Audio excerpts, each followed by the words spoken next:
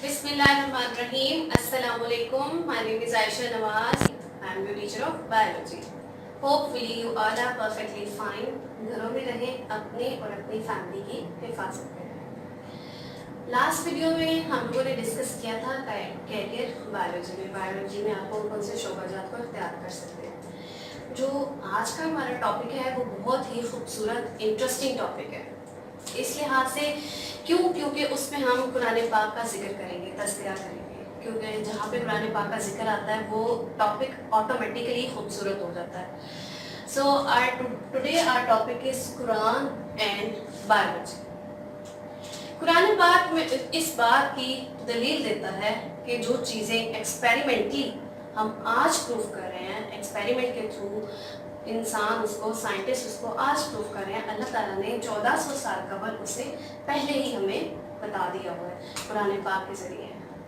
ठीक है, कुरान पाक में जो है वो सूरह अंबिया में बताया गया है।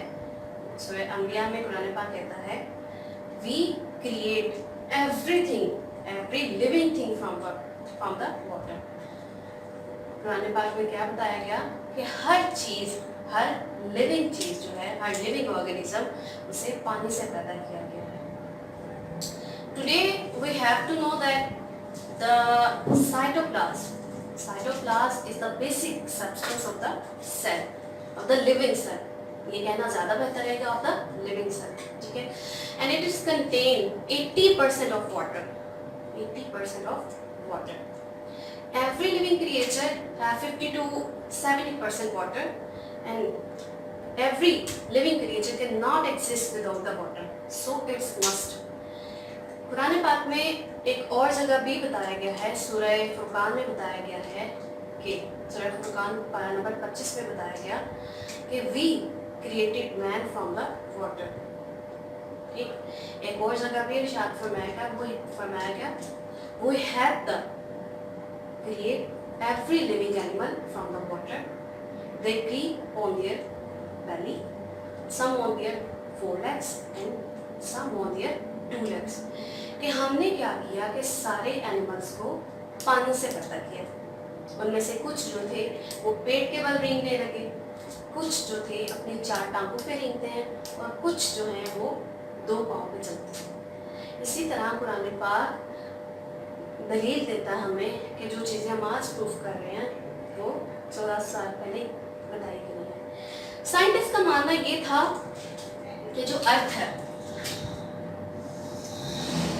अर्थ, इसमें जो पहले लाइफ एग्जिस्ट नहीं करती थी, कोई पानी नहीं था, कोई ज़िंदगी, किसी किस्म की ज़िंदगी एग्जिस्ट नहीं करती थी। सिर्फ क्या थे? एलिमेंट्स थे। एलिमेंट्स कौन से? Just like carbon, hydrogen, oxygen etcetera and many others. फिर क्या हुआ कि थंडरिंग, लाइटनिंग, जैसे हम कहते हैं कि बिजली, ठीक है, बिजली फॉल की यहाँ पे अर्थ पे। उससे हुआ क्या कि ये जो एलिमेंट्स हैं इन्होंने अपने आप को इस सर्कल में अरेंज कर लिया।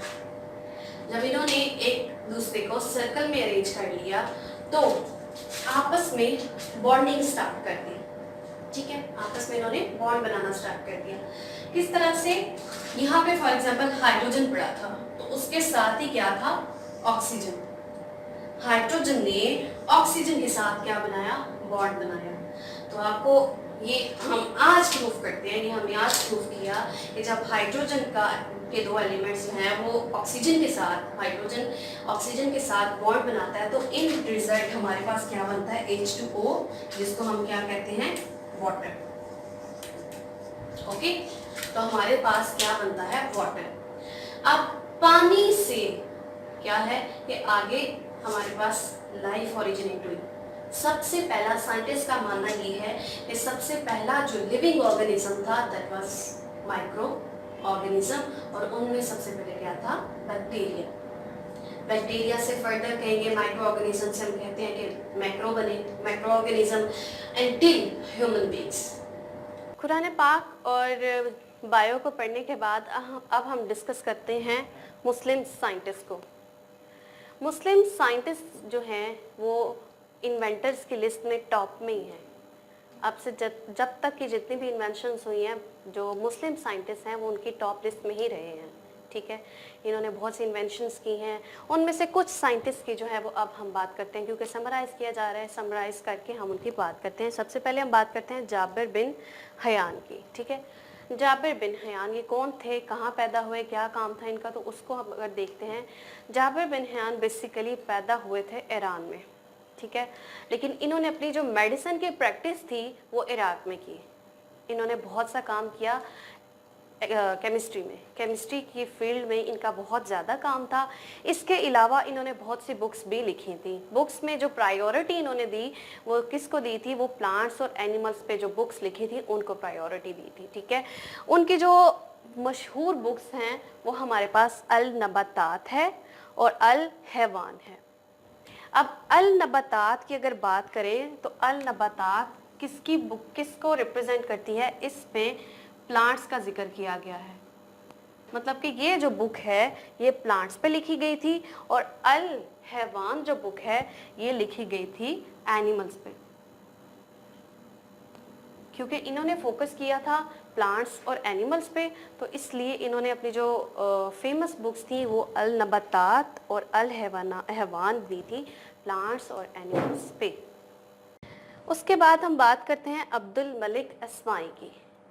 عبد الملک اسماعی, ان کو کہا جاتا ہے کہ یہ فرسٹ مسلم سائنٹسٹ ہیں جنہوں نے بہت زیادہ کام کیا اینیملس پہ. انہوں نے بہت سی بکس لکھی اینیملس پہ. ٹھیک ہے, بہت زیادہ واسٹ لیول پہ, ایک لارج اسکیل پہ کام کیا. ٹھیک ہے, اب دیکھتے ہیں کہ انہوں نے کس کو جو ہے کس بک میں کس کو ڈسکرائب کیا تھا. الایبل, اب کچھ جگہ اس کو پروناؤنس کیا جاتا ہے ایبل, کچھ جگہ پہ اس کو ایبل پروناؤنس کیا جاتا ہے. مطلب اس کی پروناؤنسیشن کچھ ایسے ہے. اس کا جو مطلب ہے وہ کیمل ہے. مطلب یہاں اس بک میں انہوں نے کیملز پہ اسٹڈی کی تھی. اب اس کے بعد جو دوسری بک آتی ہے وہ الخیل ہے. الخیل میں انہوں نے کس کی اسٹڈی کی تھی, ہورسز کی. دوسری بات آتی ہے خلق الانسان کی. خلق الانسان, ورڈ خلق الانسان سے ہمیں پتہ چل جاتا ہے کہ ان میں ہیومنز کی اسٹڈی تھی.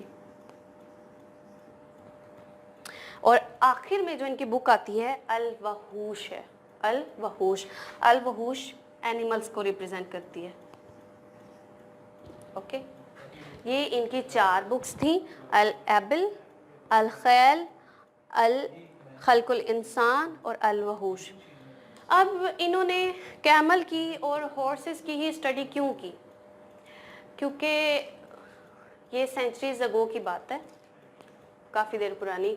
تب سفر کے لیے جو ہے وہ گھوڑے اور اونٹ استعمال کیے جاتے تھے. ٹھیک ہے, صحرائی علاقے ہوتے تھے, اس لیے انہوں نے کس میں کام کیا, کیمل جس کی وہ سواری کرتے تھے, ہارسز جس کی وہ سواری کرتے تھے, انسانوں پہ اور ادر اینیملز پہ. ٹھیک ہے, یہ تھے ہمارے یہ سائنٹسٹ عبد الملک اسماعی. اب ہم بات کرتے ہیں مسلم سائنٹسٹ میں ابو علی سینا کی. ابو علی سینا نے میڈیسن کے شعبے میں بہت سے خدمات سر انجام دی.